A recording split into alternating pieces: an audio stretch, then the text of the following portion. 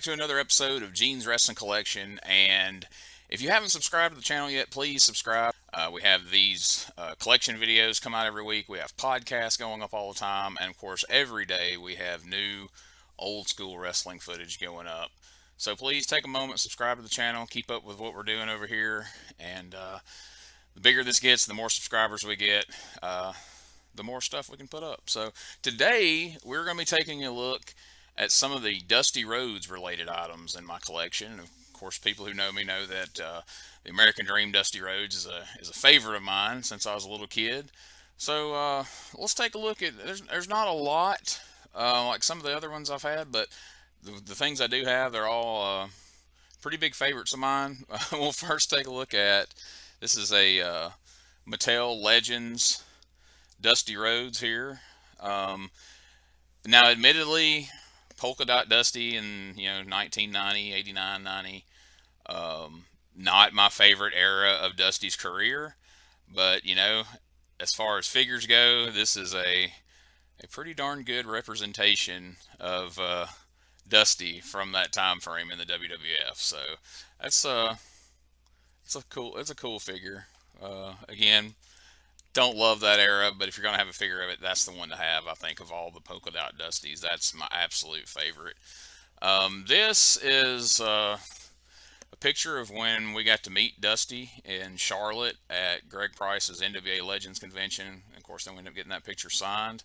But that was much like meeting Piper, meeting Flair, meeting Sting.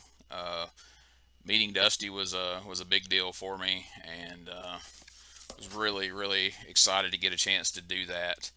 And that day, a couple of the things that we got signed, well, everything I'm fixing to show you that signed got signed that day. Got this classic Superstars figure, of course, depicting Dusty in an earlier stage of his career, more in the 70s.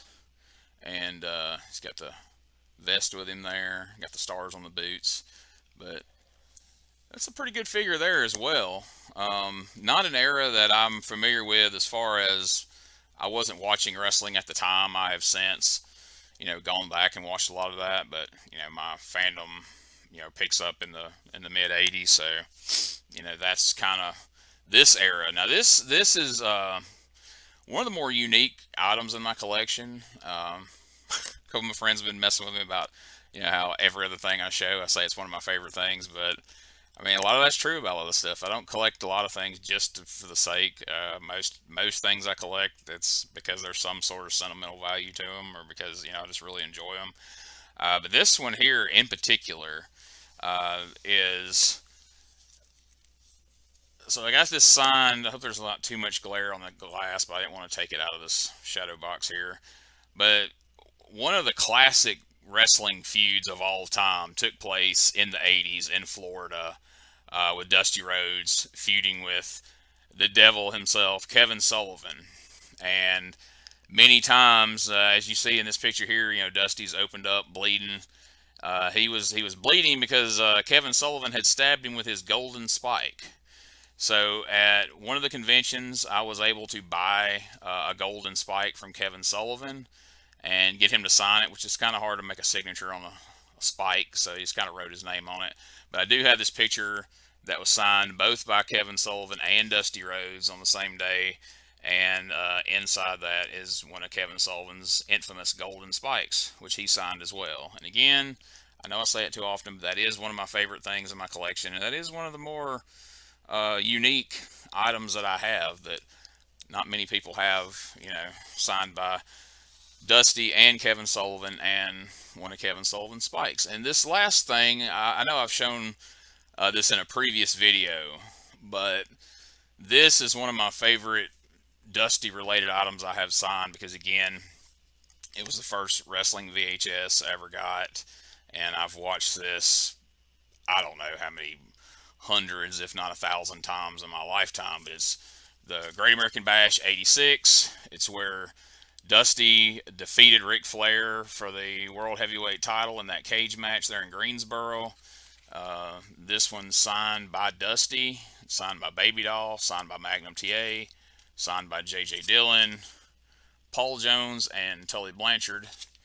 And again, like I said, I've showed you this before, but I figured since we're talking about Dusty, we're looking at some Dusty signed items. I just wanted to put it out there again because I can't put over enough how much this is just one of my favorite things I have, and it's definitely one of those handful of items that no matter how hard times ever got, this one's not going away. I'm keeping that one for sure. So, like I said, I don't have a lot of Dusty items, but the few things I have, uh, I really enjoy, and I'm proud that I got to meet Dusty and was able to get him to sign those for me. And I don't really know of anything else that I'm just desperately looking to add. I mean, there's some other really cool Dusty figures out there, um, but I don't know. I'm starting to narrow down my figure collection. Um, so the only other Dusty I'm really looking to get is I'm looking to get a Hasbro of Dusty and the polka dots.